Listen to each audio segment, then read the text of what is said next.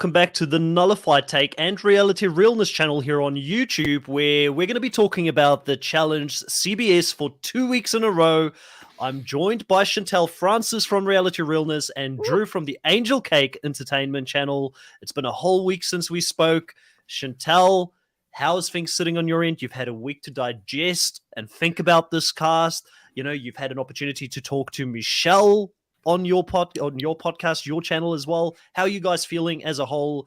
You can speak on behalf of Michelle as well for this particular. Sadly, we don't have her here.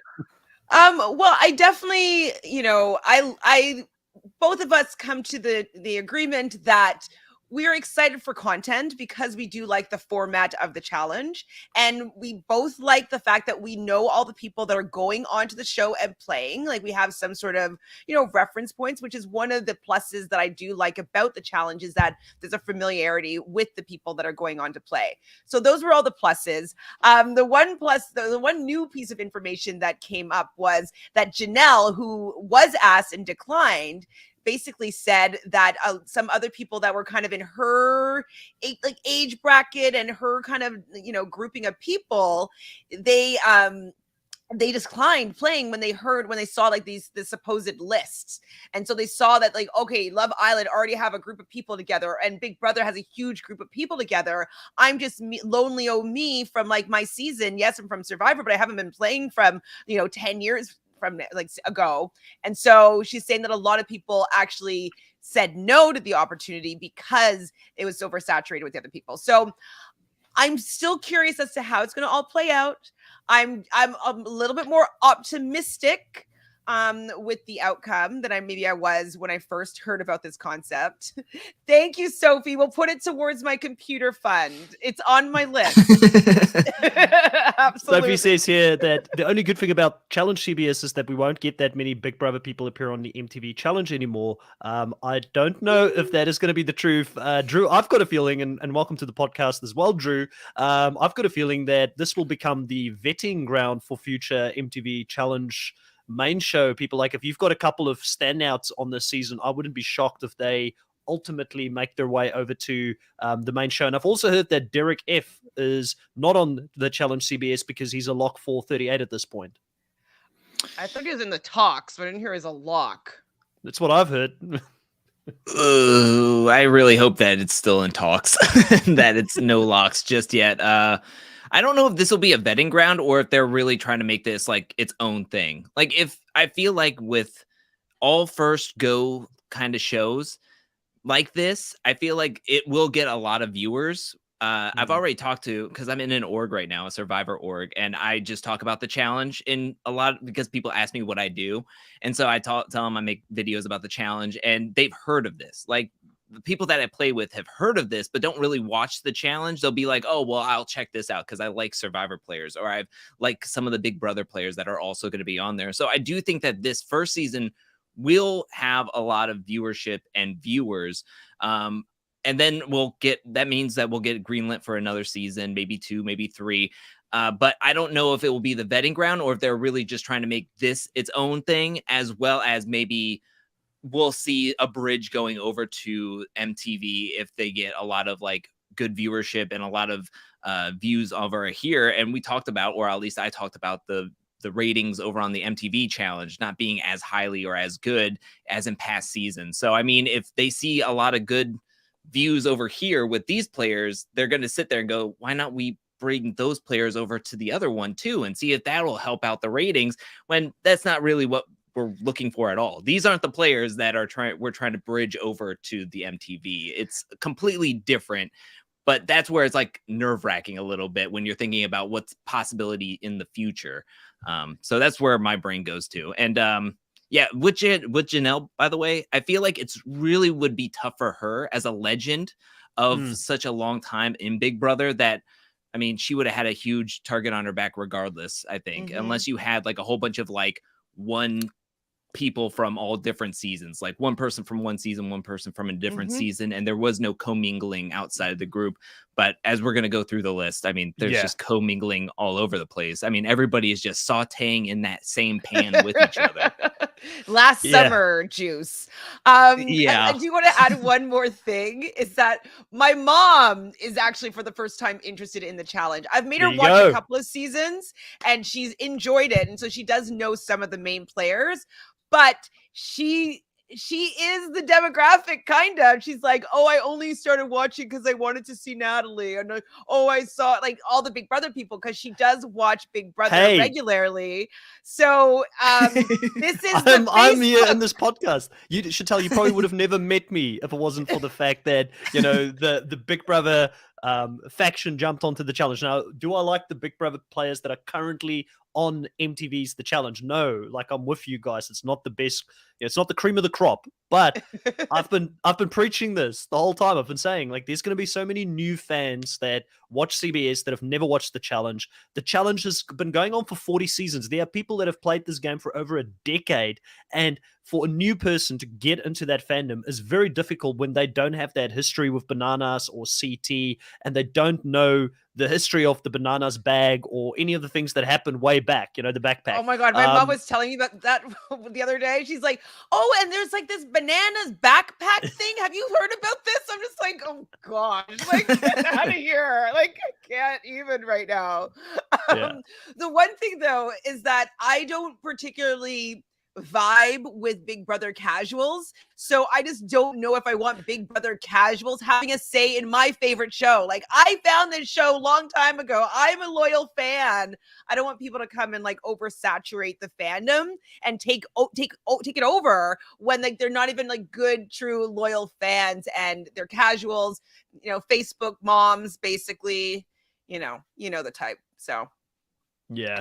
Lovable Nikki saying here that this Forks challenge is going to be more accessible than MTV. So many people do not have cable anymore. So I do think with that, it's going to definitely become a bigger thing. And Chris says that we stan Chantel's mom as well. And also, we've got a new person here in the live, Ayotel, saying, since I usually am not able to join these Central European time, I'm happy to finally join in on one of the lives. We are happy to have you here as well. It's so great to always have. Are you the one something? I'm just wondering. What's the L then?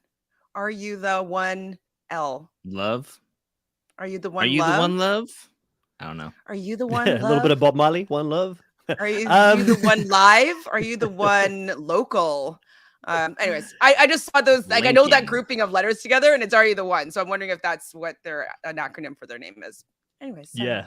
Well, in any case, we've had a full week now to digest, and also obviously we jumped on and did our live last week. As soon as we heard the information, we couldn't contain ourselves, and we said, let's jump on a podcast, talk about it. And then obviously within 3 or 4 hours after the live, they changed a few things around as they normally do. But we would rather be early, get on here, talk to you guys, brainstorm, do our therapy in regards to what we love and hate for this upcoming season and get it out of the way. But let's look and review a few things that we know for sure at this stage. We know that TJ Levin is going to be the host.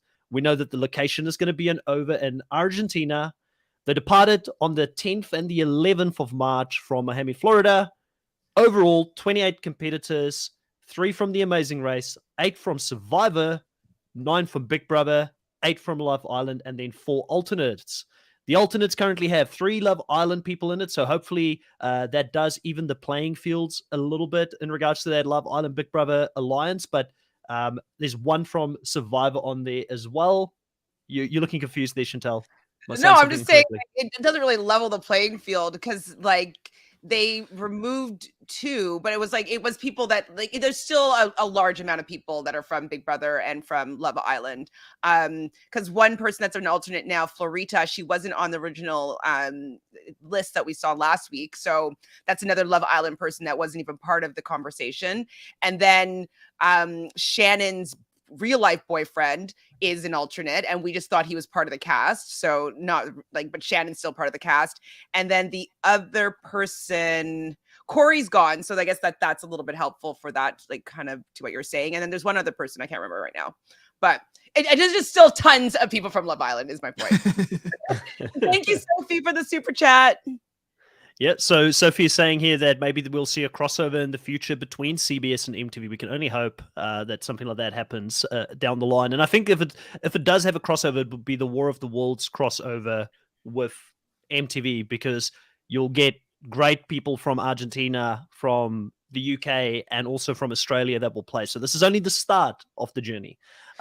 So yeah, you get. I just complain though slightly, and we say this every week, that I really hope that they make the other countries really accessible, because that is actually what I'm most excited about with this new idea, this War of the Worlds. Like, I really would like to easily be able to watch Yes. all the other franchises, being able to podcast right live and have people that are part of the fandom that are easily able to watch each episode, not being like, hey, can you do a watch party so we can watch it? Like, I would love it for it to be super easy for everybody to be able to participate and be part of this fandom and have the fandom grow that way. So I know that we can't always get what we want, but I just want to put that out there one more time, just because it's just really frustrating to me knowing that, like, it's probably going to be a bit of a challenge to be able to watch it. Yeah. The challenge. Drew, you've got the biggest platform out of the three of us here, and you do, the challenge videos on a weekly basis. Can you have like a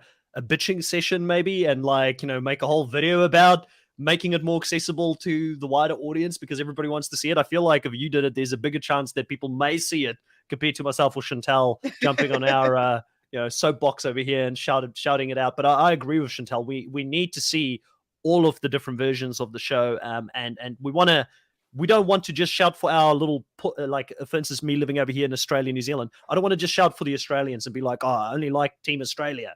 It's great to shout for your country, but you want to enjoy all of the characters that are there, and you want to know all of them. And isn't the reason why we were just talking about the fact that most people don't watch the regular challenge because MTV is a specialty channel? So then they're making like part of this new series on 3 specialty channels around the world. It just seems a little bit disjointed with what the intention is for this new franchise. Chris saying the Google Doc is very official. I can't take any of the credit for that. This was put together by none other than Drew Angelcake. He did all the hard work for us putting this together. I love that you say hard work, but it's like 39 pages and majority is like a picture book. Like, when you get to the player profiles, over half the page is just pictures. So it's the important thing. We need to know who we're talking about. One of the things you can see from these Love Island people, it'll be a giant picture and then 2 little tiny bullet points, and then we'll be on to the next page. Yeah, like Olivia, winner. And it's one of the things that stood out for me. We've got 2 winners in the alternates here. We've got Olivia and then also Mike Holloway, who we'll talk about in a little bit here. Are you guys shocked by any of the people who didn't make it on the actual show and that became alternates? Are you happy with this? I don't know the Love Island people, so I heavily rely on both Chantel and Drew to help me on the Love Island side of things. But I'll talk about Mike Holloway. I'm more than happy to have my 2 cents on that one. But I guess we'll start with you, Drew. Are you shocked by some of these omissions, and do you think this is the right call, or would you have swapped them with anybody else? I think it's difficult to say because 3 of the 4 are Love Island and we don't know what to expect from them. I do think, and please correct me if I'm wrong, Chantel, that I think that Olivia and Josh both have an athletic background. Like, they both played sports growing up. So I feel like they would have been able to like transition into the game and be more athletic. And I know Olivia. You mean Shannon? Shannon and Josh. Well, I'm talking about just the alternates. Oh, I'm sorry. Okay, I understand. Mm-hmm. Yeah. No, I was just talking about the alternates, that Olivia and Josh, both who are 2 alternates, I think both have like an athletic background. I know Josh played baseball. I don't know what extent. I know college. I don't know if he went to the minor leagues. High performer, like in baseball. I can't remember Olivia specifically. I know that Shannon, his current girlfriend that he met on Love Island, she's like a tumbler, so she does cheerleading and stuff like that. So she's definitely going to be pretty athletic. I was watching her do some like tumbling passes, and yeah, she's definitely going to be really strong. So Shannon, but she's on the main cast. I don't remember Olivia being that athletic, and I don't remember her even working out that much on the show. True. Definitely Cachet was always into fitness and working out. on the show now. And then so I don't remember though her being that athletic, to be honest. I just think that go ahead. We're missing out Josh and Shannon. Kind of like I'm surprised that because we have Shannon, that Josh isn't in it. And the same thing when Josh was on it, that Shannon was an alternate, then completely taken out, then brought back in, and then Josh was reluctant to the alternate. The only person that I'm kind of shocked at is Florida. She was on the show for 9 days and then she was gone. Like, she didn't have that big of an impact at all. But I guess if you need somebody in a pinch, she was like right there to say yes. So I don't blame her for taking this opportunity to possibly be on the show. So, but it is kind of shocking to me out of the 4 that she was on. But for sure. Thank you, Sophie, for the super chat.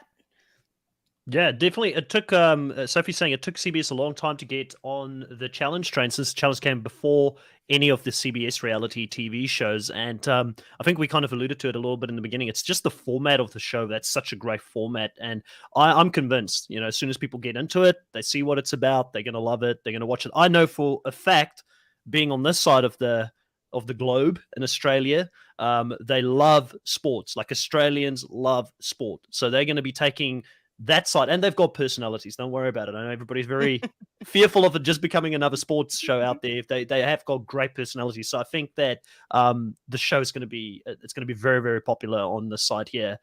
We don't have a great representation of Australians on the challenge to date, so we won't name who's been there before. But, I'm very cautiously optimistic about this. I do want to talk about Mike a little bit here as one of the 4 alternates that didn't make it. And I saw a comment a little bit earlier here from CD, a frequent listener of the channel. So CD, thank you for being a part of the live again. CD says, I'll take Mike over Ben any time. And I did think it was quite interesting that Mike, again, is the one that potentially won't be on this season. He had 5 individual immunity wins. He basically beasted his way through his season to the end to win his season, right? And that is exactly what you want on a show like The Challenge. You want someone who, firstly, he's no slouch when it comes to being confrontational. Like, he pretty much ran his alliance in his season. He was the main guy. And then when he fell out of favor because he tried to play too many sides, he was very, very vocal and really stood his ground against so many people who wanted to get him out. And he's got a big personality. So I think personality-wise, him and Ben are kind of similar in that way. They are both quite confrontational. They won't stand back. But when it comes to challenge ability, Mike is so much of a better competitor compared to Ben. And I don't hate Ben as much as everybody else, but if you compare the two to each other, I'm shocked that Mike isn't on this cast ahead of Ben. Were you guys shocked by this at all, or do you think this is just, to be expected because Mike hasn't been on the show, any kind of reality show, for a while, so people might think that he's not as relevant anymore? I think my first instinct is the fact that he just got married. So I'm wondering if he didn't think that he was going to be able to do it at all. And then when they finally got the dates, he was like, oh, I'm interested. Like, I can make those dates. And maybe they already kind of solidified the rest of the cast. And so that's kind of what I'm thinking is happening. Because, like, literally, he just got married like a couple months ago to Meg from Big Brother. So that's what I'm guessing, is that he didn't think that timing wise it was going to line up. And then after they kind of had solidified the cast already, then he said, oh, I am kind of available. And so that's why he's kind of a last minute addition that he'll be like to step in if something happens. But he wasn't part of the original thought process. I think because Ben was on the Winners at War and made it so far, that I feel like he would have been the first one called instead of Mike. That's my opinion. I think because of the recency that Ben has been on, not only Winners at War, but also season 35. I mean, Mike was great on his season, but that was season 30. And then we haven't seen him back in forever. So, I mean, it would have been cool to see him and the dynamics and what he would do on the show and how he would be able to play it. And I mean, there's still a shot that he is an alternate. He's down in Argentina with everybody. So, but yeah, I think Ben was the first call. And then I think Mike maybe took too long to answer with the dates and then got reluctant to alternate. But yeah. Sophie says that she could see you be on Big Brother, Chantel. Oh my God. Tell that to Robin Cass, please. Tweet I at would love them. to. It definitely Big Brother would be the show that I would have the best shot at doing really well at. I mean, I think I'd win any show that I would go on, but I think I would have the easiest path doing Big Brother. It's a little bit cushier, and I think I know the game a lot better. Well, on the topic of Big Brother, let's look at the Big Brother players that are going to be on this season and also some of the connections that they have. Drew, once again, did a really good job here at connecting a few people. We can see that Tiffany is going to be the nucleus. No surprise to anybody there because she is a great social player, great strategist. I think she's going to do well this season. And she's very well connected with a wide range of players. We even have a survivor player in Chantel that is also associated with this group. They've hanged out. They've hanged out outside of the game. We can see there's a little bit of a photo there in the top right hand with a certain Wendell, a Chantel. I see Rockstar there. I forgot the girl in the front right to Davey, which is a Big Brother player. I know she's from Big Brother, but there's a lot of connections and a lot of these guys hanging out outside of the game. Do you think, Drew, that this is going to be the power alliance this year, like, you know, in this challenge CBS? Because I kind of feel like this is going to be the nucleus of what everything, like, Survivor is coming in with such a potential, you know, handicap coming up against a group of friends that hang out, because you're going to want to play with your friends. Yeah, 100%. I mean, I think we talked about it last week when we said that Tiffany was going to be the most padded player. She was going to be the protection, or she would have so much protection. And she does. I mean, she has a lot of players from Big Brother 23, her season, along with how many people I just skimmed her Instagram just for the couple of posts. And these are the posts that showed up that I thought were relevant in connecting some of the dots, and just seeing David, Chantel, Cinco, and then their connections within their own franchises. I think that Tiffany is just going to be kind of going on easy street for a good portion of this game. Yeah. Chantel, you know, tell us about this group here. What can we expect here with this group moving forward? And do you think that Xavier, you know, is his best interest to stay with this group, or should he be the one that tries to branch out to other groups? Because I feel like they're not going to hand him another win, no matter how much they love him. At some point, he's going to be low man in the totem pole here. Well, he's going to recognize how effective it was to stay loyal to that group, even though it wasn't for, you know, Tiffany's, for instance, best interest. And so I can see him not knowing how to play any differently. You know, he's coming onto a season with the majority of the people that he just played another season with that gave him $750,000. I don't think he's going to be like, do you know what? This formula, you know, it's not good for me. I'm going to go and try it out on my own and be like, you know, it's a sole target and like super muscular guy that, like, obviously people would just keep on throwing him in if he wasn't protected by everybody else. So I don't think there's any way that he's not going to rely on this group. In reality TV world, this is all that he really knows how to play, the numbers game. He's not familiar, I don't think, with the challenge. I don't remember him talking about wanting to go on the challenge beforehand. Oh, is Alyssa not on it anymore on this list? Or did we forget her face? I think she just, yeah, it's an interesting point. She is still on it, right, Drew? Yes. If you go over to the other Big Brother picture in this folder, there's a bigger connection of everybody that's on the Big Brother side together. That was just like a together picture of just I get you. I was just making sure that, like, I wasn't misinformed. That's just Tiffany's. Gotcha. Well, I mean, Alyssa's also dated a little bit Xavier in the game, or after the game, and so there might still be a tie there. Like, I don't know how things ended between them. I just do not see him turning on the Big Brother people. I think that he's going to need to be insulated in there, just because he's just would be such a standout person that's like, let's get rid of him as soon as we can, because he's tall, he's handsome, he just won, like, he's familiar with this particular game show. I think that he's going to be target number one out of this group anyways. Yeah. Can I ask Chantel, can I ask you a question real quick? Do you think that there will be a point in this season where we could see Kyland trying to take out Xavier for just how everything went down between them during Big Brother. They had a very salty, spicy ending when Kyland had to leave the game, and there was some questioning on whether Xavier was a good role model for his nephew. So I wonder, will that still be in there? Will that rivalry still be kind of festering within them?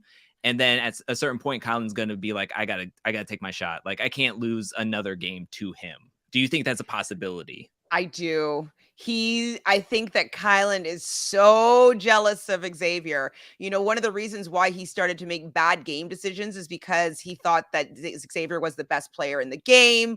And I think that he learned to not necessarily want to play that route again, being like, oh my God, I want to get the best player at the end so I can beat them. Instead, like, Xavier cut him, which is like, obviously he's going to cut you. You're his competition, but that wasn't the game that Kyland was playing. And so I wouldn't be surprised if Kyland is planning his revenge. And since he has, like, I don't know, he's kind of dating Tiffany, I could see Tiffany going in there and be like, no, don't do that. Don't break up our alliance, and kind of stepping in there. But I can see him wanting to get revenge, one up on Xavier, get him out. Like, I think he's going to be the turncoat.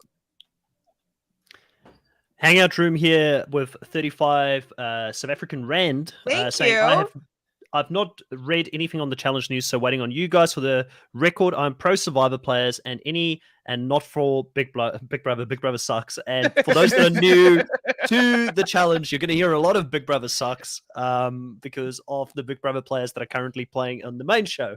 But yeah, I think that the Big Brother Alliance is going to be one of the more interesting ones out there, because of the messiness of, you know, how close they are and who had to cut who in what order. I think Xavier, you're right. He's probably going to stick with them. I mean, it's not like the guy really needs the money. And he's also athletically able to win one or two if he actually needs to. The ultimate showdown would be a Kyland versus Xavier Hall Brawl, or somewhere where they can get their hands on each other.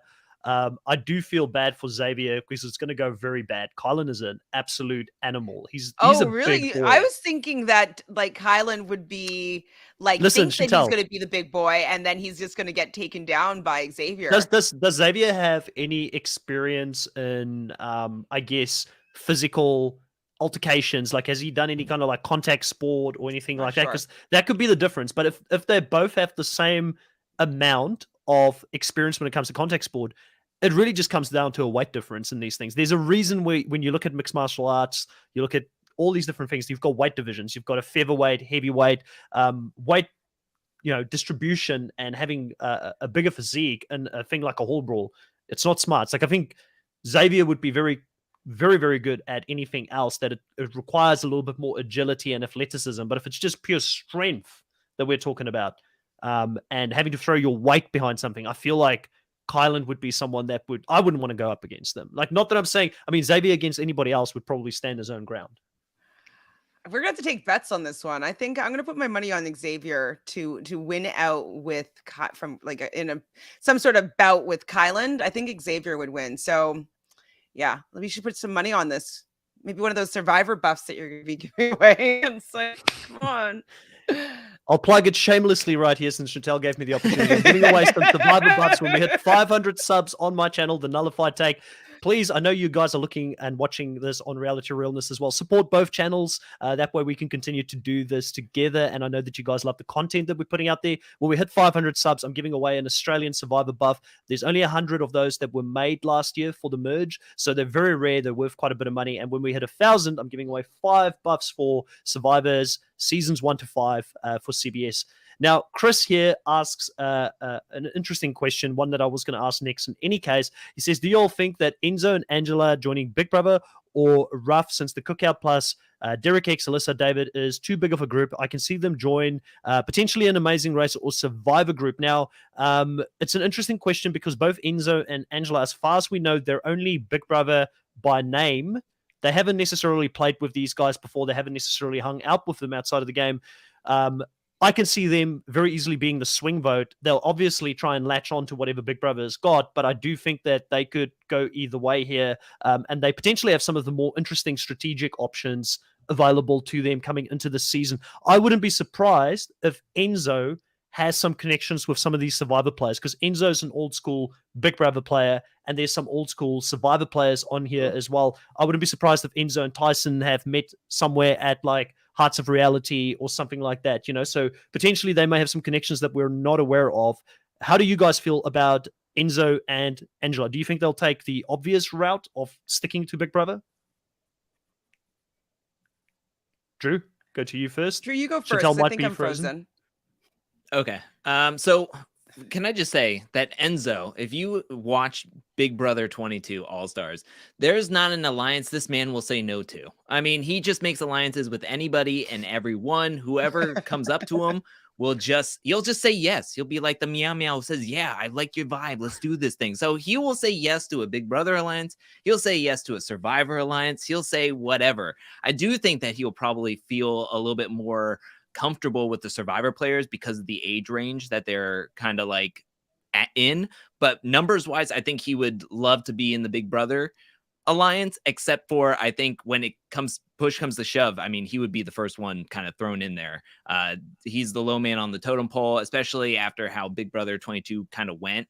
And I think that David is a lot more in with Tiffany, and he can say like, this guy's a snake. He had a whole bunch of alliances. He went to the end. Nobody respected his game. Come on, you think David's going to be able to figure out something to say? Well, after he's done asking, like, who is this guy? He's talking about TJ, and then he's going to be like, what are we supposed to do? Why are we doing this? Why am I here? What's the veto? I think Angela will be a little bit more insulated. I do think that if they were to throw somebody in, she could be one of the first members to be thrown into an elimination. But I feel like she is one of the more competitive and athletic women on the actual season, that she can win multiple eliminations and then be clear sailing. Like, nobody would want to send her in over and over and over again, especially if, depending on how the finals are, or if they're keeping in mind that we're going to be, whoever the champion are going to be running the finals together in this big old tournament that they're going to be having later on. So if she is shown to be a very strong competitor and all the guys are seeing that, they might want to like protect her. But it all comes down to numbers, alliances, and who plays safe and who doesn't. I have another bet here. How much do we want to bet that Chris is going to be standing Angela as much as he stands Cara Maria after this season, being like, oh, she's so good, such a good competitor. We need her back here. We need to see her again. Like, she got raw or whatever it is. I feel like Angela is going to be your new Cara Maria crush, your new athletic female crush. Hey, I like the athletic beasts out there that go out and kick butt. And listen, all this shade for Cara Maria is still the only female to ever win against men on the challenge. So I don't know why there's all this bloody heat coming my way, So, yeah, not all of us like Tori as much as you, Chantel, So...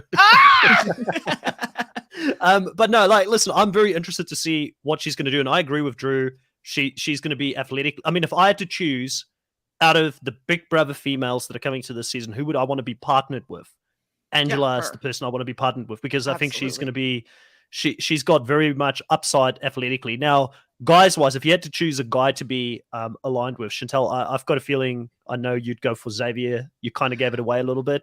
Earlier. I mean, I never thought about it before, and I wasn't really a fan of Xavier on Big Brother. I just felt that there was a little bit of misogyny that was kind of going on near the end, and so like I was kind of, he was bothering me a little bit, just like what I was seeing coming out in his character. But as a competitor, I think that he would be a good person to work with. He seems really protective. So, we saw how he was always trying to take care of Alyssa. He wanted to protect her. So I think that he would be a good partner in that way. And I think he's actually quite physically strong. I do feel like he's strongest out of all the men. I mean, maybe Kyland, but he seems more of rounded. A more well-rounded partner. I mean, I think for the jokes, I could go for Enzo, just because like he would be like around the same age, and like, we could like make fun of people, and like we could probably have a good laugh, and maybe be you could be the Cody to his Mau Mau, you could be the Cody and just ride him all the way to the end and then win. Oh, Yes, I guess so. I would definitely, either of those two, depending on what Yeah. strategy I was And I kind of know that going hurt for. you because you love David Alexander, and I know you it must have been a real toss up between David and Xavier for who you were going to go Yeah, for. it's Tough close, decisions. so close. Like, whew, that was a hard one. Drew, are you who are you hiring for the guys? If you had to choose, if you could pick a partner here in the guys, who would you go for? I think so. My two out of this group right here, I would have to say Xavier, because he knows how to win. He is well-rounded, like we were talking about. And if he is going up against anyone in elimination, I mean, take a look at some of those pictures on Google Images. My gosh, like you could wash like clothes on those abs. Like, my goodness. Now, Derek X, I think, is really, really strong and very, very smart. He was taken out because he was a very big threat. I mean, he was just winning a lot of competitions, and then when he tripped up a little bit, he was thrown to get out of there, which was a very smart deal to do. But I do think that he is going to be somebody that people might want to be like partnered up with if they're not good at puzzles. He can be the puzzle king if they really need him to be. But out of the group, I think Xavier is the strongest. And then mentally, I think Derek X is pretty decent as well. I like the idea of Derek X, but I was just thinking if there's any sort of like things where you have to hold your partner. I just don't know if he has that kind of strength. Like, remember the one from when CT was partnered with Big T and he was holding her over like the ledge. Like, I just can't see Derek X being really great at something like that. And so I would want somebody that I would be confident to be able to hold me on the edge of a building and I wouldn't drop. And I don't know if Derek X would be that person for me. It's a boring answer, but yeah, Xavier is the right choice here. Like, I mean, the guy is well-rounded. Let's be honest. Like, he's the right choice. I thought you're going all in on Kyland. No. Listen, just because I looked at it from brute strength, physical force standpoint, and I'm like being objective about that, I'm not saying I'm standing Kyland or anything like that. I just think if it was a brute force battle, run over your opponent, Kyland probably has a good opportunity. But I feel like Xavier probably beats him in anything else. Like, he's just more well-rounded and more athletic overall, you know. But I'm willing to eat my words. Like, I mean, Kyland can still come and prove. Yeah, Kyland can still prove us wrong. I'm going to be feeding them to you. Just like, here's your words. Kyland can still prove us wrong. Let's see what happens. You want a little bit of your words back? Here you go. Let's get into the survivor players, guys. Let's get into the survivor players. There's a few people here saying that, you know, why does it feel like every time that the survivor players come into the game, they're the underdogs? Well, the big reason for that is because normally you only have one or two of them in a season. Jay was kind of the only one for the longest period of time. But we've got quite a few survivors coming in this time. But the one thing that, again, the producers didn't think it through, they put people together who are really disjointed. And some of these people have never played together. So it's a very interesting one to look at. Obviously, you've got Tyson, you've got Sarah and Ben, who all played together in Winners at War, the most recent season. Ben gave his game up for Sarah, so that's going to be a very tight bond that's not going to be able to get broken, I don't think. You also have a case of Tasha playing in the same season as Sarah, and they had a bit of an alliance going into the merge, which didn't end up working out for them. And then Desi and Ben, they were in the same season, but then again, Desi wasn't aligned with Ben in that season, but they'll at least know each other. Ben? I can't remember. Well, he was like running his alliance. A man on the run, like he's just like just trying to put that narrative out there, Chantal. It's fake news. Fake news. Ben ran the early parts of that season. He was seen as a leader, and then people wanted to take him out, and he went kamikaze, which is fair. I would have done the exact same thing. Stop this Ben hate. I don't stand for it. Okay. But there's going to be no hidden immunity idols in the challenge for him to find. So he's going to have to find a different gear and play a different game here to do well. He's probably going to give up his game for somebody, no? Isn't he? Is he going to latch on to somebody and then like fall on his sword? I don't think so. I'm going to go down. I'm going to go down into there because I don't want so-and-so to go in. I vote myself in. Like he might do one of those things. Maybe for Sarah. You know? Yeah. I think, like, listen, we've spoken about Ben before, staying on Ben for a little bit here. On the last podcast, me and Chantal went back and forth on Ben quite a bit. But the thing with Ben is, right, if you get the Ben that played that first season, the one with the hunger to achieve and win and get his goal, that's the ruthless Ben I need to see come back and play this game. I don't need the Ben that felt sorry for himself and how he was being perceived as a winner, you know, and all those kind of things. I don't need that on this season. And if we get that, I'm all with you, Chantel. Then it's a casting missed opportunity. We should have had Mike in ahead of him. But at the end of the day, if we can get that same Ben that now has seen it and said, okay, listen, I've done the good deed now already. Now I'm going back out there to get some money on the plate for my family. I'm going to go win this thing. I want to prove myself in a different arena. Then I'm all in on that. I think Ben is a great casting choice, which you agreed to, Chantel, reluctantly last week. I remember that. So let's see what happens on that. But overall, this is an interesting dynamic. I think that they're again outnumbered. What is the best game plan here for Survivor? I feel like Chantel is the only one coming in here with some sort of a potential out, and she probably will be out very quickly because she's hung around some of these Big Brother players, which is going to give them even more power early on.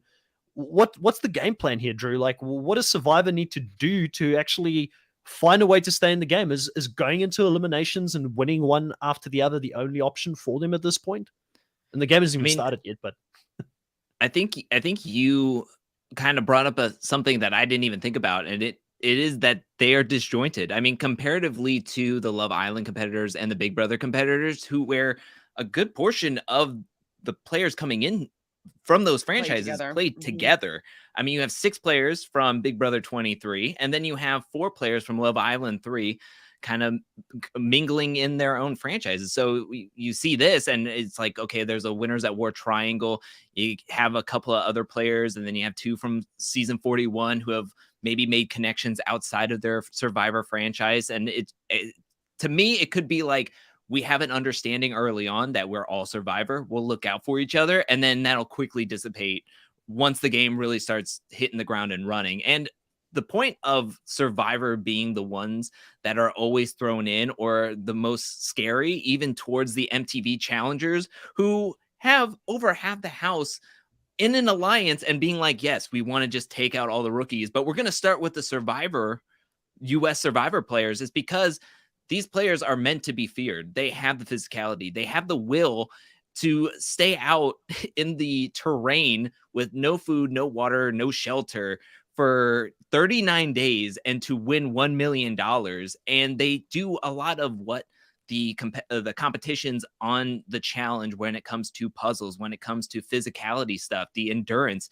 And so I think coming in, when you have Big Brother players doing carnival games, and then you have Truth or Dare being played on Love Island, and they're looking at Survivor going like, okay, well, some of these players have played multiple times and they've won. I'm scared. I'm scared of their muscles. I'm scared of their brain muscles. I'm afraid of their will. But like we were talking about with the challenge, you have to go into elimination and beat somebody one-on-one, as we're seeing as we're like thinking this game is going to be a solo season. But if that's the case, I just feel like I'm going to put a lot more eggs into the Survivor baskets of these players winning an elimination against, say, a Love Island personality or at least some Survivor Love Island personalities. If somebody's going up against Cinco in a hall brawl, I'm putting all my money on Cinco. That's just how it's going to go. But I think that when it comes down to like a puzzle elimination or anything of an elimination, I would put a lot more stock into the Survivor players, especially Sarah going in, Danny, if he was to somehow go into an elimination. I just feel like they have. I think Danny's good going in. I think Danny's. I feel like Danny and Chantel like don't have that reputation coming into the season. They just played. They similar to Desi. She's not been around the reality TV world that much. I feel like she's in a pretty good spot. But if you're looking at the people that are playing here, Chantel, who's got the biggest reputation? Who's going to be the first person to be targeted? You've got Tyson, for instance, who's played this game 4 times Survivor now. He's won it before. He's been on the most popular Survivor US season of All Time Heroes versus Villains. Big reputation as someone that can win a lot of immunity challenges, can be quite conniving and scheming and strategic. You've got someone like Sarah Lucina, who's part of one of the best duo alliances to ever hit the show with Cops R Us, closely aligned with Tony. She won a Game Changers season, which was played at a very fast pace back then. I know compared to what we see now, it seems slow, but still there were some big players that she had to beat that season as well that came back. You've got Ben, who's just recently played, so obviously he's still in people's minds. A lot of people, I think, forget that his way to the end and how he won his way to the end wasn't necessarily challenges. It was getting immunity idols to get him there. And then you've got someone like Dominic, who's probably the best to never win. You know, he lost on a draw vote at the end, and probably some people would argue that he was the better strategic player that season. Like, who do you think is the people that you are the most fearful of potentially going into an elimination early on? And Big Brother and Love Island would look at them and say, Survivor's scary, like Drew just said, for all of those reasons, we need to target X, Y, and Z. To be honest, I don't think that the Big Brother and Love Island people will know a majority of these people. They're not super fans of reality TV. Even Tiffany was turned on to Big Brother and she liked it and started doing a little bit of homework, but she hasn't been on this journey for the last 20 years. She hadn't watched Survivor, and last season was the first season of Survivor that she's even watched. So I don't know if they're going to even have knowledge of them as like people to fear for like what their accomplishments are, because they're not super fans of the game. People from Survivor, though, will more likely know other people because, you know, they've been in the reality TV world. They probably saw like what was going on with the cookout, and they were just a little bit more plugged in that way and not just seeing their season and what's happened after their season. They've been in the game for the last 10, 15, almost 20 years, probably some of them. So I don't think that people are going to know who they are. Tyson would probably be the most likely to be the most recognized out of all of these Survivor players. Not obviously, I think Shan and Danny will be recognizable too because it was the most recent season. So like that makes sense that they will be known, but I don't think that anybody else really will be that well known except for Tyson, just because he does podcasts with Rob, has a podcast. He's a little bit out there. He was on like Marriage Boot Camp, so he's a little bit more famous, I'd say, out of all the survivors there. So I'd be fearful for Tyson personally. And another thing I want to mention before is that I think that the Survivor players are not going to be fearful. So I feel like the Big Brother and the Love Island people are going to want to try to avoid elimination. I don't think that the Survivor people are going to be avoiding elimination because I feel like they all are, they feel strongly about their capabilities and would be going down to take people out. So I think that is the style of game that Survivor people are going to play. They're like, I'm going to play a little bit more of an offensive game where I'm going to be like, no, I want to go in. I'm naming my mark, or depends on the format, obviously. I want to take that person out to make their numbers stronger, while I can really picture the Love Island people and Big Brother people being like, ooh, I don't want to go in. Let me hide behind my alliance, hide behind my numbers to try to avoid elimination. So that's kind of how it's playing out, or these franchises are going to be playing the game, their game styles. But I think Tyson would be the one that would be most worrisome because he's the most famous and the most likable. You know, it's like, oh, let's get rid of him because he could probably gather some people together. Yeah, and it makes me fearful, especially if people haven't watched his season, like you said. Then there could be a case of people just saying he's charismatic, he's going to disarm people and become friends with people very quickly, and they're going to look at that as a threat, and they won't even want to hang around him just to get to know Tyson, to be like, oh man, I played with the legend that is Tyson. They don't even know that he's a legend, some of them, I'm sure. Ugh. Exactly. And that's what I'm fearful of. They'll just see him as a massive threat. D also brings up a really good point here. It says that some MTV challenges came from Are You the One? We don't know what the other skills Love Island and Big Brother players have potentially. So some of them, we're not underestimating that. I just think that Survivor is a different game. Like, I mean, you are taken to your physical and mental limit out there on the island. And for some of these players like Tyson, who's going to come back for a fifth time to play on a reality TV show, that experience has to count for something. Yes, it's a different reality TV show, but he's been in these pressure situations before. And I think that somewhere down the line that has to play in his favor. And we've got Ben and Sarah both coming back. I mean, Ben's third time, Sarah's, what would this be, fourth time coming back to a reality show? Tasha's third time coming back. So there's a few people that have got a lot of experience there. But I do agree with you. I think he's going to stand out. I do think Ben is going to stand out as well, just because he's not going to, like, he's going to play an aggressive game and he's going to be opinionated, and he looks intimidating. Like, if you don't know anything about the guy, you're just like, this guy, look at that beard, you know, like, will he or will he not be wearing a cowboy hat? That's actually, he's wearing the cowboy hat. And so? What a lot of people don't realize is that Ben is super popular under the casuals. You know, and that's why they're bringing him in, because they want the casual audience that don't listen to these podcasts, that don't go on Reddit, that don't go on Twitter. They want those people to be watching the show as well. And I think The that's one people of the that reasons. ruin all votes. Just kidding. It would be funny. It would be funny to watch, as long as it doesn't cost Tyson or Sarah her game, or one of the great Survivor players that we have. Same question here, and it might be a boring one, but Drew, if you had your choice here and female players, who would you want to have as your duo partner this season going into it, and why? I mean, if we're going to go by brute strength, I think it would have to say Sarah. Sarah is going to be one of the tougher, I think, competitors on the women's side for sure. I mean, I don't want to meet her in a hall brawl or a pole wrestle. I think somebody that I'm very excited to see back on the show, and I want to see her go very far, is Tasha. I think that she, on her Survivor seasons, was smart. Her strategy was impeccable. I think her social game was really good. And because of what you were saying, that she hasn't been on in quite a while, I feel like she can go underneath the radar, make a lot of connections within the Survivor and outside of the Survivor pool. And I mean, she was racking up those immunity awards. I mean, I think she won 3 straight. I think what my research was showing me. And also Shan, I think is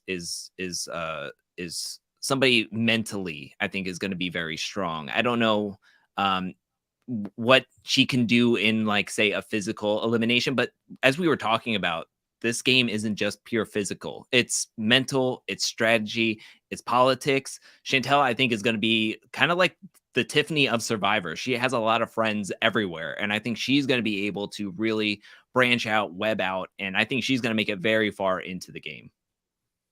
CDC Sarah's never won an immunity challenge. Desi is a beast. I don't remember. I can't, to be honest with you, I can't remember if Sarah has won an immunity or not.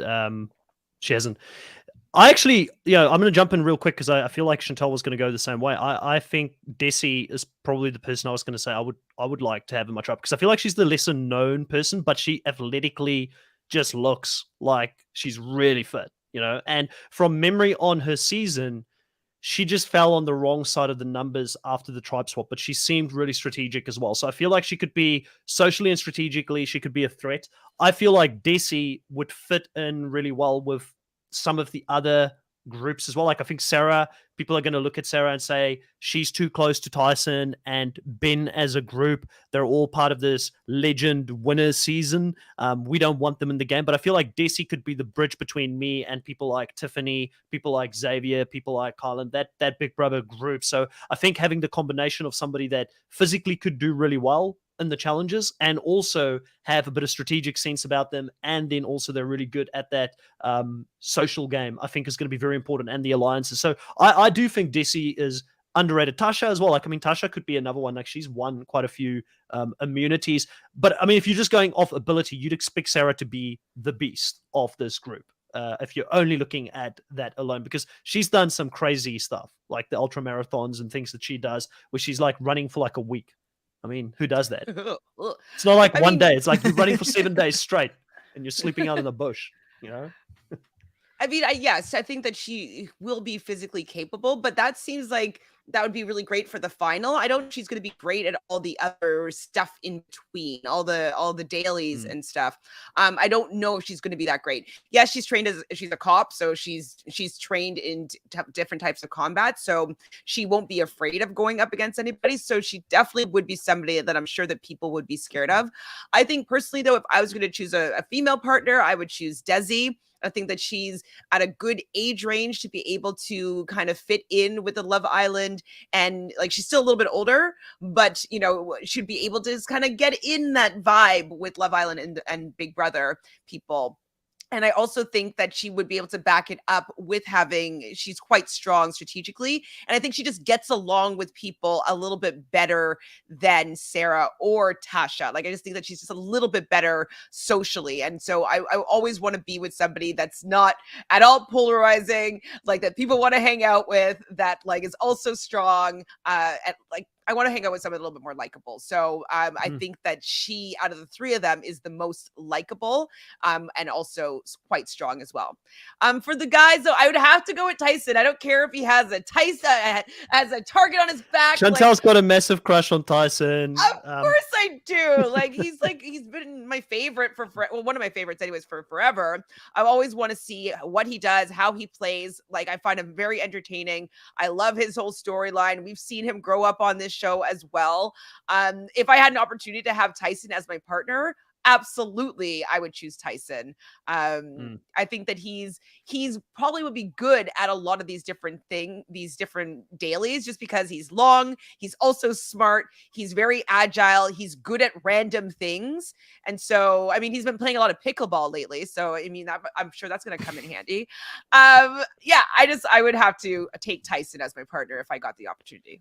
I don't blame you. I don't blame you for choosing your crush. You know, you were saying earlier that who's going to be the Cara Maria crush person I have for this season. Like, I chose Desi for a reason. She's not bad looking either. So, I mean, I wouldn't be mind to be partnered with her at all throughout the season. Wouldn't be the worst thing. Now, Drew, who would you choose? Would you go for Tyson as your main guy here as well? Or do you have a different view on who you'd like to have as a partner in this? It's tough not to pick Tyson because we've just seen him for so long, over a longer period of time. We've got to see him grow up. So, I mean, to me, Tyson's my number one, but for my number two is Danny. And I think he's going to be close number two. I think he's going to be another very good social player. I mean, he was good on his season of Survivor. So I just really like Danny. I think he would be like that coach. He would be the coach that everybody would just like want to rally with and want him in their corner. And I just think he's going to be able to make those social ties to get himself very far. And he's in great shape. So and he's just a great guy. I always want to see him really go very far. Yeah. Like, nobody. Nobody. And that's why I was going to go, like, I love Tyson as much as the next person. He's one of my favorite players ever to play Survivor. But I was actually going to go for Danny, and Tyson would be a close second. And again, it's just selfishly thinking about it. Who's going to go further in this game? Who's not going to? You're not going to look at Tyson if you've never watched the show before. You're not going to look at him and fear him. But if you look at somebody like Danny and you find out this guy has played NFL at the highest level, no one's going to go and do a whole brawl against him. Like, look at how devastating it has been for people going up against Fessy, and he's not even played at that level. You know what I mean? So Danny is going to be someone that I think is going to go very deep this season. He doesn't have the baggage of having a massive reputation within reality TV. And I think you're right. People are going to be able to relate to him. He's going to be the coach, the uncle of this season, where people will want to work with him, type of thing. So I think Danny is a very solid choice. Also, shout out to my man Dom. I love Dom. I'm so fearful for Dom in this season. Like, I just don't know where he's going to go. Like, he seems to be, even like this graphic here suggests, he's completely out of place. Like, they've not done him any favors. They've not put anybody with him that he's played with before. I don't know how he's going to go, but I love Dominic. I think he's a great addition to the season, and I hope that we see him in more seasons in the future. We should have had Wendell here. You know, you should have had both Dom and Wendell on the same season. Like, you could have easily replaced Ben and Wendell, right? Like, you could have made that swap and it would have been a better cast. Let's be honest. Yes, please. Yeah. One thing though with Danny though, I just don't like, he's about 6 feet, like almost 6'1", and so he's not going to be as like intimidating physically as Fessy is. You know, so I think Fessy's 6'4" or 6'5", which is a little bit more like, oh, that's a bit tall. And so I think also why Fessy, people fear him so much, is that he's taller than the average tall person. Yep. Let's go quickly and have a look at the smallest group here that we've got coming into this season. All right, I didn't see that one until now. the Amazing Race group. So we've got Kayla, James, and Leo from the Amazing Race, and they have the potential to either be the three that people are going to just target immediately because they've got no affiliation with anybody else that's playing this game, or they could be a very important swing vote in the early stages that could be a number for a larger alliance. I think Survivor will try and work with the Amazing Race very early on. If they can keep their numbers together, it just makes sense to me. Looking at this group, it's also a very odd pairing because I had this chat with Drew before we went live, and I said, James, to me, from memory, wasn't the person that I thought would be Will to me seemed to be more someone that was good at the challenges. He was a bit more athletic than James. James is an interesting casting for me out of those two that are coming into the show. And I don't know if it is because James was the bigger Amazing Race fan. Maybe he's also a bigger challenge fan, and that's why they went that way. I know Kayla is a big challenge fan. She's watched them with her mom growing up, so at least she knows what she's getting herself into. But I thought James was an interesting choice, and Leo, again, also a very interesting choice here. Drew, how do you think these three are going to go this season, and what's the plan that they need to implement to have any chance in the season where they're so outnumbered? I really don't know. To be fair, I think being the swing vote would be the optimal choice for everybody. But coming in only 3 players, I don't know. I don't know what they're. So going through everything with everybody else on the casts for the other franchises, it's kind of easy to go through their Instagram and see who's been rubbing elbows with whom. Whereas with the Amazing Race players, it's kind of difficult. It's difficult to know, pinpoint exactly who has met anybody or done anything. I mean, Kayla just got done with her season of the Amazing Race, and it was such a weird time to be done that I don't think she's been able to go to parties and get to meet everybody and be a part of anything. So to me, it's they could be the group that has no ties, and that could either help them or hurt them in the long run. But I do hope that this group can make it farther, just for the sole fact that I want to they're the underdogs. They're coming in at a huge numbers disadvantage. And it's I don't know. You don't want to see just one group just be completely decimated, 1, 2, and 3. And then we're on to the 3 giant groups. But I think that Isn't that at what least normally Kayla happens on the challenge? Isn't that what happens season in and season out? The vets just get The rid of new the rookie? seasons. No, I'm just kidding. I do think I'm rooting out of all 3 of them. I think Kayla, just because of the recency, and I just want to see her go far, especially after you were saying that she is a fan of the challenge and she has prior knowledge of the show. I don't know how much of that prior knowledge will help in this case and scenario, but I'm really rooting for Kayla to go far into this season. We will take no Kayla hate on this podcast this whole season. Kayla is awesome. We all love her. We stand her no matter what the edit does. Chantel, what do you think of these 3 coming into the season, and what's your hopes, for how they potentially could do? Were you as shocked as I was about some of these selections? I'm not shocked about Kayla. I think Kayla makes sense to me, and I can go into that a little bit when I talk about her. But specifically looking at James and Leo, I was a little bit shocked at those picks, but I hope they do well.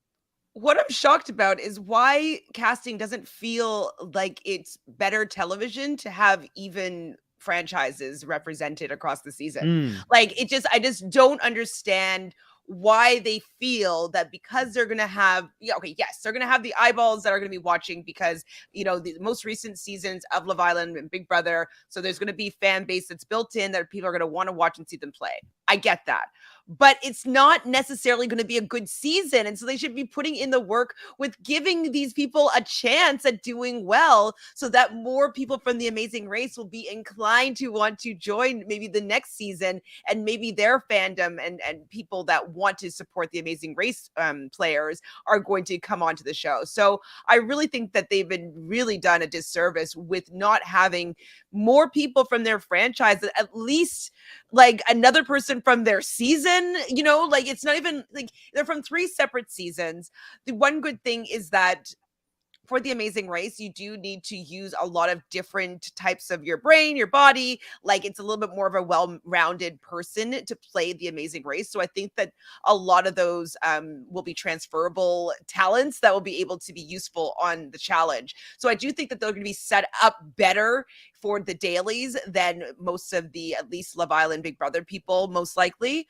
But if we're looking at alliances specifically, I just don't see them being able to do well unless they make sure that they go and latch on to, I would say, Survivor over Big Brother is what I would expect from them. With James, So I think he might be a fan of, I'm not sure if he's a fan specifically of the challenge, but he did play another reality TV show. I was trying to look it up, but I couldn't find it before he did The Amazing Race. He's applied for The Amazing Race several times. So it's not just like he one and done, like, oh, let's go on The Amazing Race, let's do it. No, he was a fan. And I think he even applied with other people before and didn't get far until he applied with his current husband. And so he's been involved in reality TV, and his partner was on America's Next Top Model. And so they're in the reality TV world for at least a little while. So I'm hoping that they have dabbled into the challenge, or that James has anyways, because that will be useful. I have no idea about Leo though. Like Leo, I don't know if he likes the challenge. I don't know if he watches any other reality TV. I know he's fun and like Great he's TV. willing to play, but like, is he fun on his own? Or is it only with I think it was his cousin, right? I think he's the bigger personality out of the two from memory. But don't they need each other to bounce off each other? Like, is he fun? Kind of, but from what I remember, his cousin, I believe it was, right? He was the more balanced one, the one that kept them centered, and he was and Leo on his own is just going to go off the hinges because he's the more crazy one out of the two. But a good kind of crazy, the kind of crazy you want to see on reality TV. I love F animals, of course. And what I like about Leo as well is because he's gone through 3 of these amazing races. He's been on reality TV for a long time. He knows what makes good TV, so he'll give that to us. He's got a track record of always falling short. So they finished, I believe, 4th and 4th in their first 2 seasons. Then they finally got into the final 3 and got 3rd in the last appearance that they had, if I remember it correctly, in the right order. So he knows how to go deep, and clearly there's a certain skill set that you require as an amazing race person that, like you mentioned on the dailies, you have to be able to adapt to a wide range of different activities that could be thrown at you last minute. And I think that they'll adapt really, really well. James is the one I'm the most unsure of, even though he did win 4 legs with his partner. But from what I remember, his partner was the better person in those dailies and the challenges that they were doing and stuff like that. And I don't want to throw too much shade at James. Like, I really want James to do well. I really hope he does well. I know he's a big reality TV fan. One thing I'll also just add on to maybe for you to be more hopeful about James is I would expect him to do his homework, because him and Will, they studied The Amazing Race. They practice putting the bottle on their head and doing dance routines. True. Like, they put in the work to watch a lot of the other seasons again, so that they can practice some of the potential upcoming challenges that they would be faced with. So I wouldn't be surprised that even if he wasn't a big fan, that him and Will just sat down and went through like maybe the most recent seasons of the challenge, just so he can get an idea of what is expected of him. I think he'll put in the work more so than a lot of the other people. So I'm going to give that to him. I think he'll do that. Yeah. And Kayla, you quite rightfully said, she's had very minimal time to prepare and probably hang out with people. I believe that she has hung out with Wendell before, and I've seen Wendell That's fun. Okay, good. hang out with a lot of the Big Brother people. So maybe there's a way of that connection helping her in there. But I feel like she's always going to be on the outside. That's the problem in that group. So I don't know where she's going to go, but definitely challenge-wise, like, I feel like she's one of those people that are going to be feisty. She's going to fight a standing ground. But I have to be honest, she's got an uphill battle this season. I think if you're a Kayla fan, you're going to see her struggle. She hopefully gets a great underdog edit and an underdog showing, where if she doesn't do well this season, we get to see her again in the future. Because like I said, she is a fan. We want to see people play the show that actually understands it. So my fingers are crossed, but I'm very fearful for these 3. I don't think there's much more that we can say on this.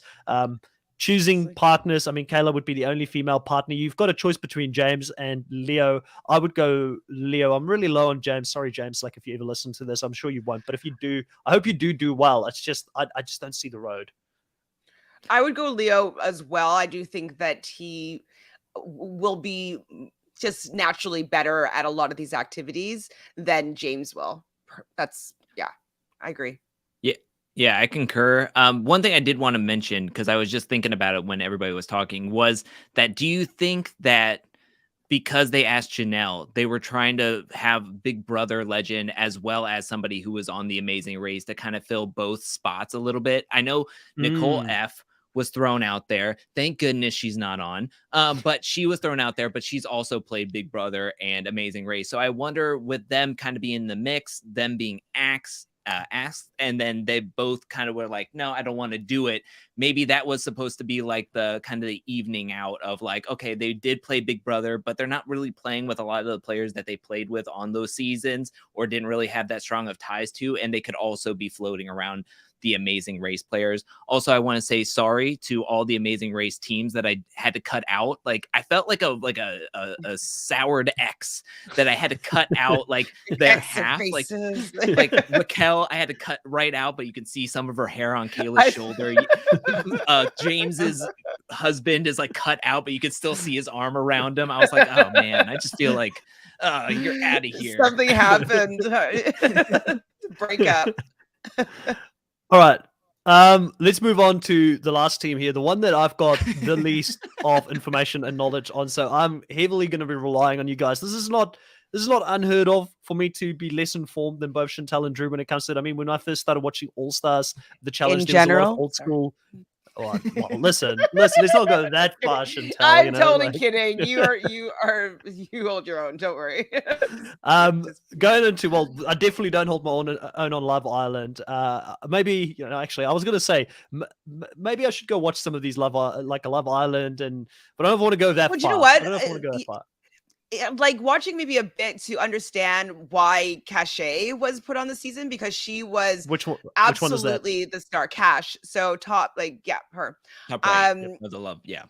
So she was really beloved. Like people were such a fan of her. I was like rooting for her big time. She kind of got done a little bit dirty by, I think, Olivia. I don't know if you agree with me, but I kind of think that Olivia kind of orchestrated a little bit of circumstance to get Cash out, because she knew that she would be the most popular once Cash was gone.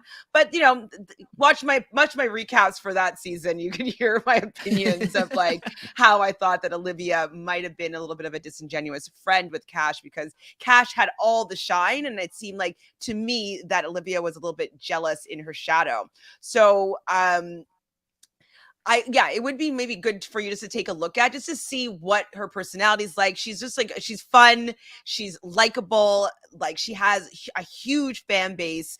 She dances, she works out, everybody loves her. And so I think that she is going to be the person that does the best out of all the Love Island women, because she's going to be quite well insulated. I know she's been hanging out with Justine. I'm not sure like if she specifically has been hanging out with the people from Big Brother, but her ex Cinco was at Ozza's finale party, and so she may have, I don't know if they were still dating then at all, not, but she might have gotten into that world or had a couple introductions, who knows. And so I think that Cash will do the best out of all the Love Island people.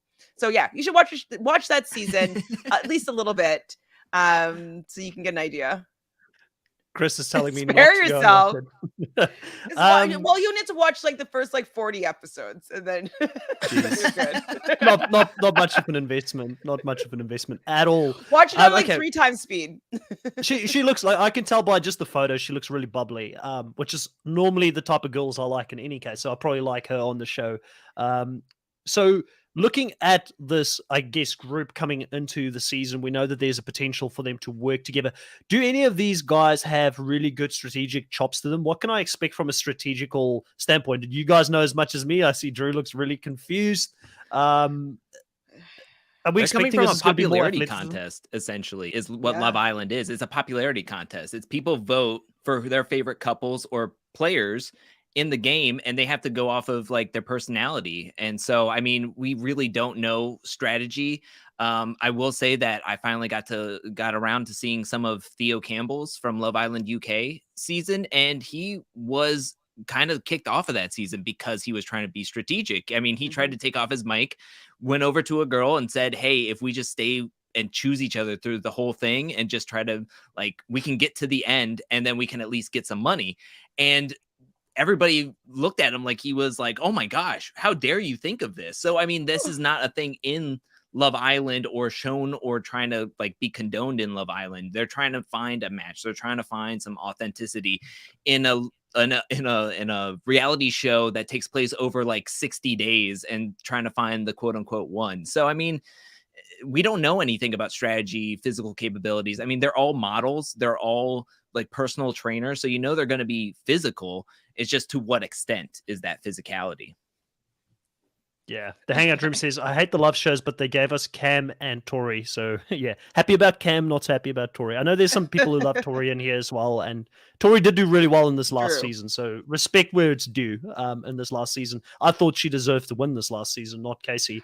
Are you going to subscribe to her her workouts on the new MTV The Challenge workout videos? No, I don't. Oh my god, you have to have do a workout with me YouTube live and do the video.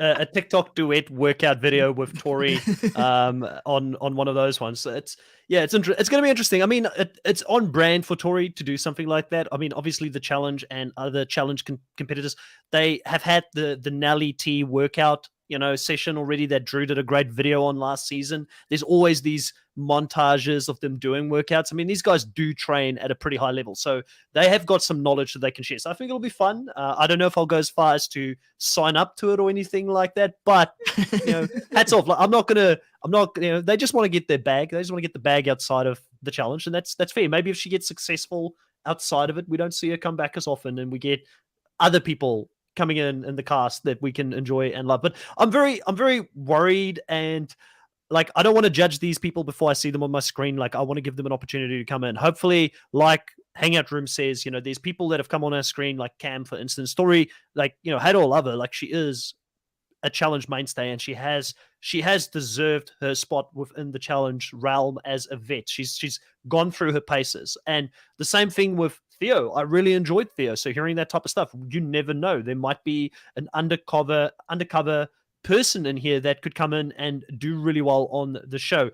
Who, Chantel, do you have the highest hopes of? And then Drew, you can do after that. Who do you guys have the highest hopes for, male and female, coming into the season? You've already spoken about, I believe it was Cachet. Did you say that you're probably high on for the females? Who else do you think also this season we should look out for that could potentially really do a good job? Out of the women, maybe Shannon from the same season as Cachet. Just as I said before, she's a tumbler. She's kind of fearless. I think that there's a potential that she could be good at a lot of different things, like being able to do, a twisting double back tuck. That takes a lot of skill. And so she's able to, manipulate her body in certain ways. That's going to be very, I think, useful for some of these high wire acts that they put these challengers through. So I'd say Cachet and her will be the strongest out of all the Love Island women. But I think that Cachet will be situated socially a little bit better than Shannon. Shannon is not as likable as Cachet. And then I think that Cinco also will be I think that he will be insulated socially. I think that people will be intimidated by him physically. I think he's also a football player. Am I right, Drew? I don't remember fully right now. I think he was. I believe so. And now he does quite badass. I think he played for a university. Yeah, I think college for sure. Sorry, we say university here. College. He did play for college, so he's going to be a pretty decent athlete. And he works out. He has his own fitness regime that he takes people through. So I think he's going to be strong physically, and people are going to be intimidated by him, and he's going to be insulated by the numbers. So I think that those three would be my top three people for the Love Island groupies. Interesting. I will throw this out there. If you do not want to sit through 60 episodes of Love Island, X on the Beach starting very soon, March 31st, and the 4 on the right-hand side are all supposedly supposed to be on there. We have the two best friends of Justine and Sally. Yes. And Kira is definitely a single that's going to be on there. And then Johnny is supposed to be on there. And Johnny. Okay, Johnny's not here. Okay. Yeah, Johnny is Sally's ex, and then Justine, Caleb is supposed to be on the X on the Beach. This is all really from some stuff, yes. So those 4 could be on the show together. I don't know if they're going to be really crossing the lines as much, but if they're on the show together, they could have this rapport with one another. I personally think that I have the highest hopes for Justine. She was the main person from her season 2. I mean, she was done dirty by Caleb. Like absolutely, like my gosh. So she had a lot of help from the fandom. She also was with Bailey for a lot. She was on a YouTube video for Bailey, so she could have some like in with that crowd. Her season was a little bit longer away from everything than Love Island 3, so she could have some. Could have been to some parties with Selly where they could have rubbed some elbows with some of the players that could be on this season. And no question, Cinco is the strongest guy on the Love Island side, both physically and socially. Like, Cashel, get out of there. Like, I was surprised Cashel was on here. I mean, what? That was new. Why? I was like, Yeah, why? He and Giovanni and Cinco work out together. Like, they have a lot of like posts with each other, so they're very much best friends. But if they were going up against each other, Cinco would win out. I just don't see Giovanni being able to like hang when it comes down to Cinco. I just think Cinco has a lot of friends. He's been hanging out everywhere, and he is big. He is a mammoth. And I just feel like if I'm putting any money on somebody winning, I would put my money on him. I just think he's going to go well. And if the women are like, who do I want to run a final with? They might want to run with Cinco. So if they are thinking about wanting to even isolate him or help him out more and protect him and not throw him in to possibly be thrown in, I think that could go to his advantage as well. Yeah. Completely lost here, but I hope for those that have watched Love Island and know what they're talking about, that you got some real value out of the insights here by our experts on Love Island coming into the season. But listen, sometimes for me, half of the fun is seeing the early cast photos, seeing what they've done in their seasons, and then sort of creating my own opinion of them on the show as it goes. And I don't have the baggage. Like, I might come in with a very fresh perspective on this season where I love somebody where you guys are like, how can Chris, it normally happens, how can Chris like this person? I like this is abnormal. Hey, it's what makes this podcast so fun. We're not all exactly the same, and we don't have the same opinions about who we like on the show, okay? Hashtag bring back Cara Maria. Had to get that in there. So, guys, we've got the cast assembled. We've gone through every single person that are going to play this show.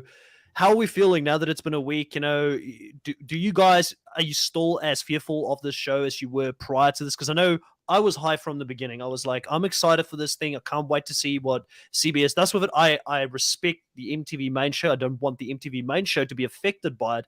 And if that is the case, then I'm going to hate everything about the fact that they moved this to CBS. But if we look at this in a vacuum, right, and we look at the show and who they've assembled to play the show this season moving forward, are you guys high on this? Are you getting excited to see this, or are you guys still in a position where you're thinking, I don't know about this? I mean, my biggest fear is the Big Brother alliance just taking over, but they can mix it up with duos or teams, and I think that the producers are going to want to break some of these alliances. Surely they're not going to make it easy on them. Do we know if they're going to be smart like that? Like do we know who's going to be working from? Are they going to be people from MTV that's going to be planning out the challenges and stuff like that, or is it going to be Big Brother CBS people that is going to be arranging things? And it has been known that the CBS has kind of work their magic to make things more favorable for players that they like.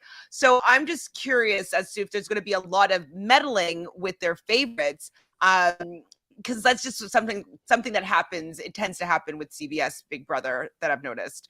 And also even for Love Island, like I'm always like, why did they do it that way? Like, oh, they obviously wanted this person to stay, so they changed the rules that round so that their favorites would stay or whatnot. So I'm just not sure how much trust I have in the integrity of the whole game. I'm interested, obviously, in seeing anybody doing another show that's like the challenge. I think it's a good, I'd love to see Survivor players play Big Brother. I'd love to see Big Brother players play The Amazing Race. So in that kind of world, I am very interested to see how these people play. If I'm not comparing it to the challenge MTV at all. I just wish, and I say this every single time, I wish they just called it something completely different and I would have no problem with it whatsoever. I'd be like, this is amazing. This is so exciting. But they're calling it the challenge. And then they're taking War of the Worlds, which was already 2 seasons of MTV's The Challenge, just to make it a little bit more confusing. So I just wish that they just took the idea and had faith in their idea that they would be able just to make this show completely separately, and I would be so much higher on it. So take what you want from whatever that means that I said. It was a lot. I will say one thing though. I do think that the challenge production team is very heavily involved in this, and that the CBS crew, they don't have the infrastructure in place day one to do this. And it feels like this thing was put together very last minute. Like, I mean, it probably within a month or 2 months they did their casting, they got everything ready. None of us knew that this was even in the work. So, and we'll obviously at some point have some behind the scenes with players hopefully telling us how far back they were already contacted about the possibility of coming out and doing this show. But all of us were shocked as a fandom when this news dropped. It just came out of nowhere that, hey, this is what we're doing. We've got this new concept we want to take to air, and we're going to see how this plays out. But I do think that with TJ Levin hosting all of the different challenges, being heavily involved, he will have his own crew out there filming. I don't know if it's the full crew or some of it, but I will also say that MTV, The Challenge, has done some shady stuff in the past as well in regards to results. So let's not just say it's a CBS thing. We've had some controversy on both sides. It's reality TV. But I've never been furious before about these outcomes. You know what I mean? Like, what was the thing that made you the most furious about CBS shows? Tell me. Is it the Ben fire making challenge? Oh, I didn't even think about that one. So yeah, I hate that. Absolutely. Everybody hates that one. On Love Island, I can't remember exactly how it all went down, but they ended up sending how did it go, Drew? Like they ended up, how the regular format was is that they choose who was going to go home, and then the audience was going to send home the person with the least amount of votes. The couple with the least amount of vote is who was going to be sent home, but they changed it to that then they had to decide something. They saved the couple that would have been going home because Jeremy was his father or something, he worked for CBS or something like that. So they kept on rigging the different voting. So we were voting for things because we wanted a certain outcome. And then our votes didn't count anymore because they chose to use the votes in different ways. Obviously it's their show. They can do whatever the fuck they want. I get it. But like, why are we voting then? And why are we awarding people money when you really had your own path that you wanted people to be successful on? So it just kept on happening over and over again. I think Cash was a victim of like how they were manipulating the voting, because I don't think she should have gone out at the time that she was just going to go out. Like there's just a lot of things that happened that season that I thought that was like, that's a little bit unfair. Even the season before with Justine, it was a huge uprising with like the fans being furious at CBS because they were not showing the relationship between Justine and Caleb at all, because they didn't think that anybody was interested in that storyline. And then the fans were super like came for them, and they eventually started showing this storyline and end up awarding Justine and Caleb at the time the win. But like they weren't showing their relationship at all because they didn't want that black couple to win. So I just don't trust necessarily their opinions on what is good television, who we want to root for, who the story should be about, who we want to win. They usually aren't on my page with stuff like that. So that's why I'm hesitant with them stacking the deck with Big Brother and Love Island. Like, you should know that that MTV The Challenge fans are going to hate that. Like, you know what I mean? But they don't care about us. So that's my vibe. Yeah, well, listen, I don't want to go in circles here and playing devil's advocate. I've said this before. MTV The Challenge makes a lot of these same mistakes and errors as well in recent seasons, and giving us people we don't really care for, or following storylines that we don't necessarily are all that interested in either. So I do think that reality TV as a whole... Are they the new storylines that I also hate? Well, yeah, well... and did it happen that's not as soon CBS. as they merge with CBS? Yeah. That's still MTV. That's there, but maybe there is some influence. I don't want to say like definitely that they haven't had an influence, and they've changed a lot of things in recent times. There's a certain trend that we're following that could be following into the challenge CBS. Drew, where are you sitting on all of this? Are you, are you as like I'm high about this whole thing? Chantel is really low. Where are you sitting? Are you in the middle as per usual? Yeah, he's probably in the middle. He's a Libra, balance. No so I will confrontation. say this. I did not know that about Jeremy, but it makes so much sense now because I was sitting there going like, why is this wet piece of cardboard still on my TV screen for this many weeks when he doesn't do anything? And now it just makes a lot of sense because I was just like, I was like, how do you get this bland person on my TV screen? And to make it to the final, when I literally never voted for him ever. He was always in the bottom, but then they changed the rules anytime where the bottom couple was supposed to be dumped. They're like, oh, well, like this person will be decided by you guys. And like, then he was saved, like yeah. What? You're trying to get him so ridiculous. out. But it makes sense now. It makes sense now because it didn't make sense at the time. So when after looking at this list and seeing everybody, my first reaction was could have been worse.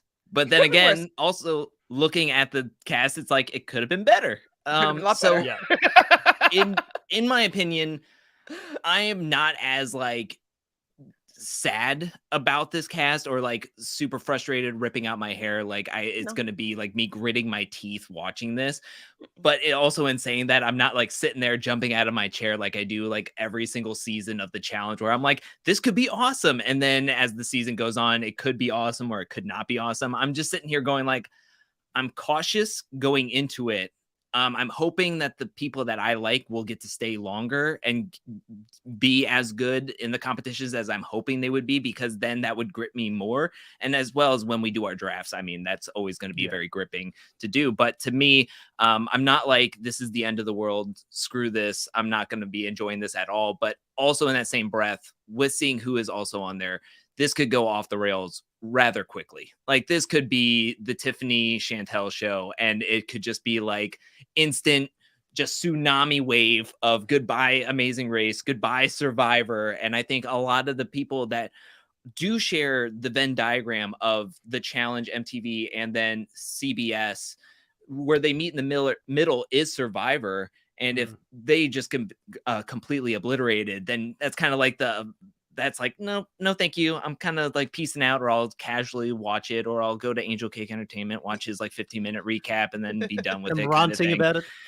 Yeah. And ranting about it, about there's no Survivor players. But yeah, I'm not like, I'm kind of, I will say that I'm kind of maybe in the middle / a little bit more towards Chantel's side, where I am nervous. Like I am nervous about where it could go, but I'm not as like, this is done. Like if it was all BB23, like 15 Big Brother players, and then the rest of them were just like, I'd almost rather that though. I'd almost rather a full season of just one, like, you know what I mean? Like not necessarily like only Big Brother 23, but like only Big Brother playing the challenge. That could be interesting to see how they eat each other alive. Like, you know what I mean? I might rather see just like it'll be good to know which seasons to skip, right? Like it'd be like, okay, we'll skip this season. We'll wait for the Survivor challenge season. It might be Big Brother 22 again, because that was all just Big Brother players, and then it was just like, oh well, this kind of stunk. I don't want to see this ever again on my TV. Well, I'm putting it out there. I'm putting it out there, and I could be wrong. You guys hold me to it here in the live as well. If this does not happen, I think they're going to put some game mechanics in that are going to muddy the water. We're going to see different people pair up. They're going to try and break these alliances, because surely, like, I mean, I know, Chantel, you and Drew are very low on production for good reasons, because they have not been doing a great job in recent seasons. I agree to that. But surely these people understand. Like, I mean, I will be next level run. Like, Drew would look calm compared to how much I'm going to run if I come on here, and they don't mix things up, and they don't put different people together so that they don't have this conglomerate of people working within their factions, and we get all Survivor players going. Because I agree with Drew. Drew's painting the grimmest of grim pictures for me in regards to Big Brother taking over, completely voting out Survivor, completely voting out The Amazing Race, and there's no fun or enjoyment about it, and becomes boring and predictable. I don't want to see that. But the one thing I do love about the challenge is that even if you're the underdog, you can still fight your way back, and you can win elimination after elimination and go to the end and win this thing. So that's why I love the challenge, because even if you're outside of the numbers, you have a fighting chance. So I'm going to say keep hope alive on that. Do you think we even have a shot that the people that suck the most go straight into elimination? Do you think that we even have a little bit of that?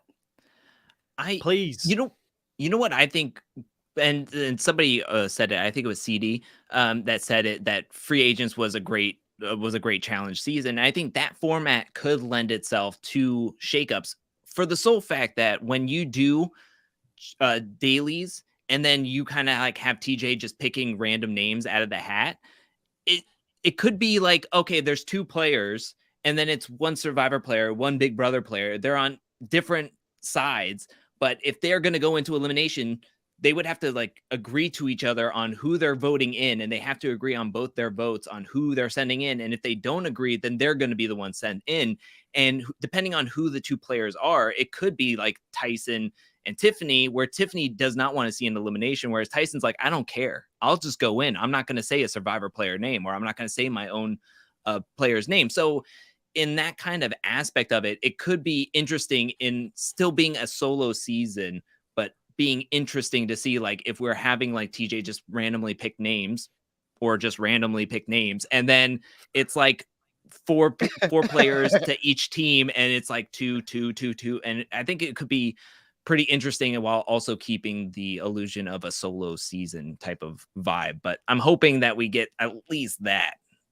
I feel like we've probably gotten to the limit of how long we can keep an eye on spoiler accounts. Like, as soon as they tell us the game's active, we'll probably see if there's like a little bit of a switch on the alternates. But pretty soon we're not going to be talking a lot about the challenge CBS, because there's going to be a massive layoff until, I'm assuming, it's going to hit our screens, and it will probably be after All-Stars 3. But Dabu here says, looking more forward to All-Stars 3, even though we'll give the challenge CBS a chance.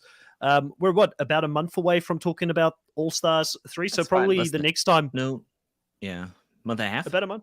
Yeah, about a month and a half. Is it May 11th, or am I just making up numbers? May 11th. I feel like it's May 11th. Yeah. So the next time we'll probably catch up, it'll probably be the preseason content for All-Stars 3 more so, which I'm looking forward to a lot more as well, because we know who the cast is, we know it's going to be fun, we know they're going to deliver. So if you guys sat through this podcast with us for an hour and a half, we thank you. It's been a great back and forth in regards to these cast members, but we will not be talking the challenge CBS for quite a while, I believe, in the future. And we'll start shifting gears towards the All-Star season. We'll do our preseason draft pick probably in the coming weeks as well, and a little bit of a cast assessment on that. So keep an eye on both the Nullified Take channel here on YouTube and Reality Realness for the podcast versions, and also Angelcake's entertainment channel for any other preseason content on the challenge All-Stars. Drew, you've also got your own podcast there. I'm assuming you're going to be doing something on that as well moving into All-Stars 3. Do you have anything planned? Yeah, I'm going to talk about the cast and do something like that on my podcast when the time is right. I can't wait for our draft and for me to go back-to-back winning with my team. Here we go. I can't wait for that. I mean, I get to choose the order, and it's going to be exciting. Yeah. Listen. I ended up with like one person at the end in the final. Like, it can't go any worse. It can only go up from here is how I look at it. I've already hit rock bottom. So, vote for your boy Chris in this next one. I'm the underdog. We all like the underdog.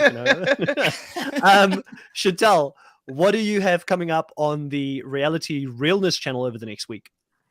Well, Monday, I'll be talking with Sarah from Nerdtainment about the next episode of Big Brother Canada. What else? And then we do a watch party on Tuesdays at 7 p.m. Eastern. We'll be watching on Sarah's channel on Twitch. So the Sarah Atwood, we'll be doing a watch party of the next 2 episodes of Australian Survivor. Tomorrow, I will be doing this week's recap with Ron on Australian Survivor. And I think that's all I'm covering. Obviously, like, I'll be live after every episode of Big Brother and then Thursdays for Survivor, but that's it. I think that's all. That's going to keep you busy. And I think I'm going to actually do, when you're talking about, I'm like, oh yeah, All-Stars 3 is coming up. I think I'm going to do, I've been starting to do tarot card assessments for the different players of the game.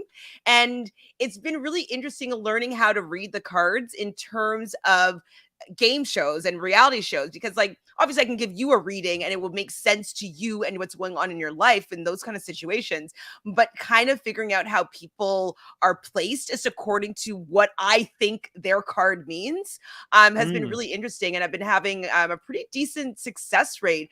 I actually nailed the top 3 for the Amazing Race and called their position. So I it's learning how to read the cards has been really interesting, but I want to do some practice on it. So I'm going to do that and I might be able to do that this week for All Stars 3. See how that goes. Did you do card reading for Survivor 42 at all going into the season?